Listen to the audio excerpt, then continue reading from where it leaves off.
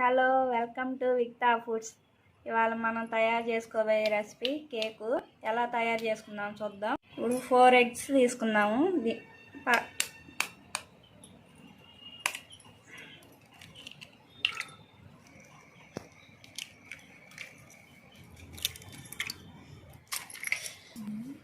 ఇప్పుడు దీంతో కలుపుకున్నాము.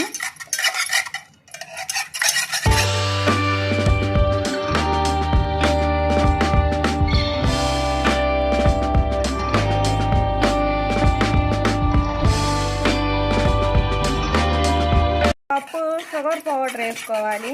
వేసుకొని బాగా మిక్స్ చేసుకోవాలి. దాన్ని కూడా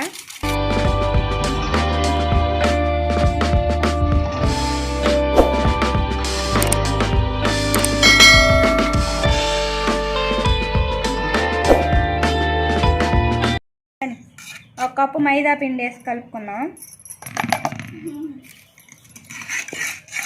ఉండలు లేకుండా కలుపుకోవాలి.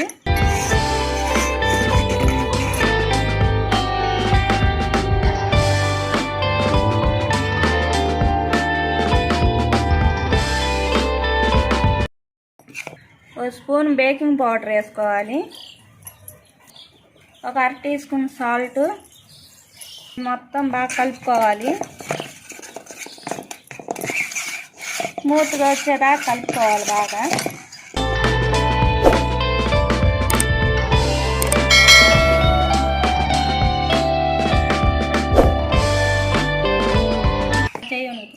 ఒక కప్పు ఆయిల్ వేసుకోవాలి. ఇది మళ్ళీ మిక్స్ చేసుకోవాలి బాగా.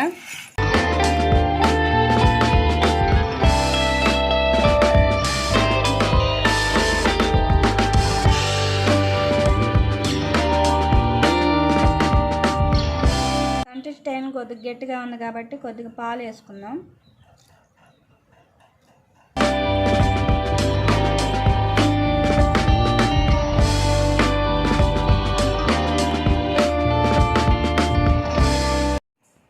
ఒక స్పూన్ వెనిలా లైసెన్స్.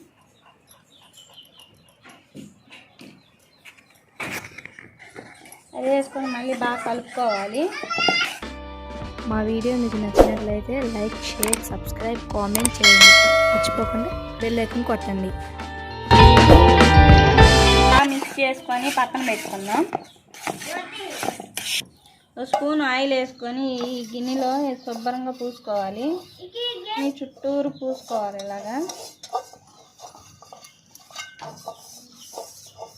పిండి వేసుకొని ఇదంతా కలుపుకోవాలి.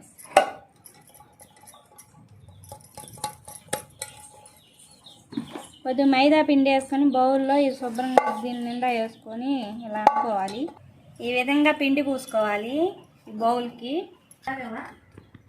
ఇప్పుడు కలుపుకున్న మిశ్రమం వేసుకున్నాం దీంట్లో.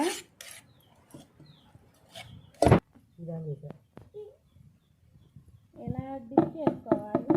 అడుగున ఏమన్నా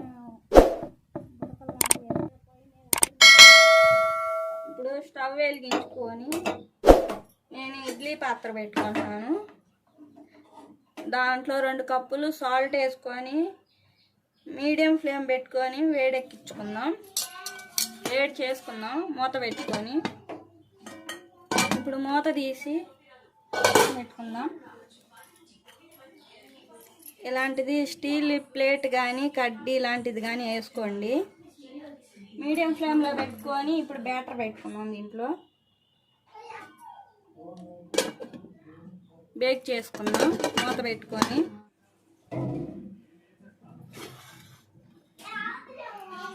ఇప్పుడు ప్లేట్ తీసి చూద్దాం. ఇది సైడ్ నుంచి దూచుకున్నాం చూడండి, అతుక్కోట్లా. మనకి ఇప్పుడు కేక్ రెడీ అయిపోయింది. స్టవ్ ఆఫ్ చేసి పక్కన పెట్టుకుందాం. రెడీ అయిన కేక్ని ఇప్పుడు కట్ చేసుకుందాం.